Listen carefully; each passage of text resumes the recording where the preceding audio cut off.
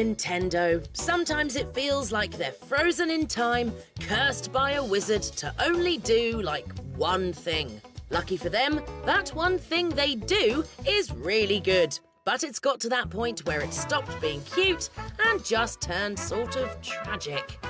Donkey Kong Country Tropical Freeze is, epic title aside, yet another conservative 2D platformer, built out of all the same bits as every other Nintendo platformer.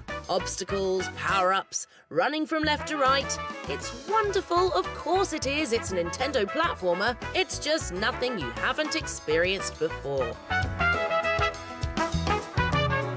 That is, unless you haven't experienced it before. This is Donkey Kong we're talking about here, not Mario, and as popular as the Great Ape may be, there are still plenty of folks out there who have never given his games a go. Let's set this as straight as we can then.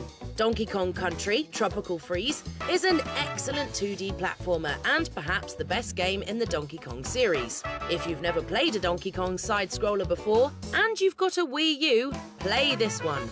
Sure, its dated gameplay and presentation may have impressed us more on a handheld, like, oh, who knows, the 3DS maybe, but blown up onto a huge HD TV, we can't deny DK's charms.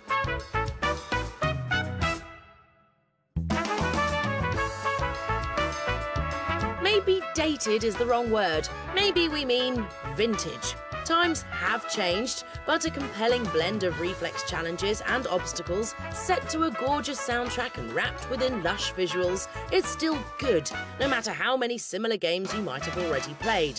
What separates Donkey Kong from Cousin Mario and other rivals like Rayman and Sonic is his size, strength and speed. At first you might find DK slow and lumbering, lurching now and then into something faster, only to fall off a ledge or become caught in a nasty trap. You slow down, but this becomes boring and pedestrian, so you speed up, only to find the levels unfair or impossible. The trick to Tropical Freeze is the same as with all Donkey Kong Country games. Rhythm. You've got to know DK, you've got to get in time with what he's doing, like a dance partner, because if you don't, you are going to stub your toe. Once you do, you're in for a treat. Donkey Kong Country Tropical Freeze is hard but fairly rewarding. More than in previous installments, there's quite a lot of variety to go with the challenge, forcing you to dig deep and in some cases learn a whole new skill set just to get by.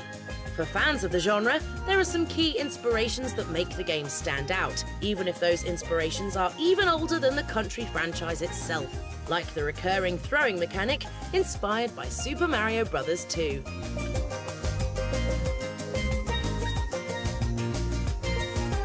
Then there's Cranky Kong. Kept a secret when the game was first announced, his addition is probably the most exciting thing in Tropical Freeze, transforming it into, of all things, a semi-sequel to Capcom's 1989 classic, DuckTales. He's just one of 3 potential power-ups, including old favourite Diddy Kong, who lets DK glide, and classic heroine Dixie Kong, who also lets DK glide, but with a hovery flurry upwards, which, as you might imagine, is very forgiving.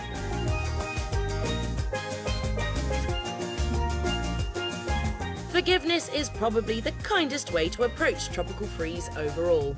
Held to the standard for modern 2D platformers, it's a damn good one, even if there's nothing in it that's surprising or new. We just wish Nintendo would show more ambition. We wish Nintendo could show us evidence that they're not content to simply recycle their own ideas forever and ever going forward. There once was a time when Donkey Kong Country Tropical Freeze would have been considered revolutionary, a bold, genre-defining classic. It's just too bad that that time was 20 years ago.